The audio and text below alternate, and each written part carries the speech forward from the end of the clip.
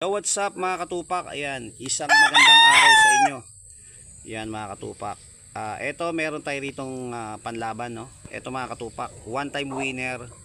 Ito 16 months old na to. Okay? Bulto yung katawan. Nung nanalo to, magna 9 months pa lang siya nung inilaban natin to. So ngayon nakabihis na po 'yan. Ayan, 16 months old. Henny. So mahilig sa mga off color diyan. Ayan mga katupak, meron tayo ritong Henny. One time winner, ready to fight na po yan. Okay, so mga katupak, ito meron tayong pwedeng ipares dyan. Ito yung blues natin na 8 months and a half. Ayan mga katupak, kapatid to nung sinyalado pakpak. Ayan, so sabi ko nga, mapapansin nyo, no? Hindi naman ganun yung pakpak niya gaya nung kapatid niya. So ayan mga katupak. So kung kursunada nyo mga katupak, yan, PM nyo lang ako. So ayan yung blues natin. High station yan mga katupak. At magaganda mga sukat, ano. Ayan, mga naka-vitamins sa po yan. Training, binibitaw-bitaw natin yan.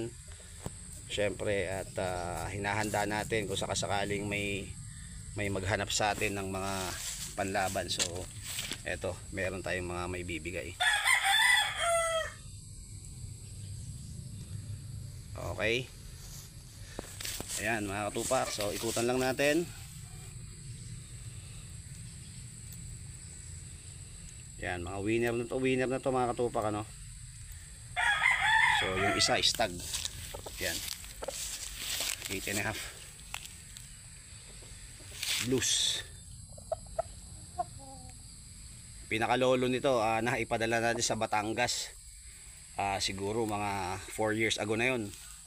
Pinakalolo nito, buyer natin nun, taga Las Vegas, ano, taga Las Vegas.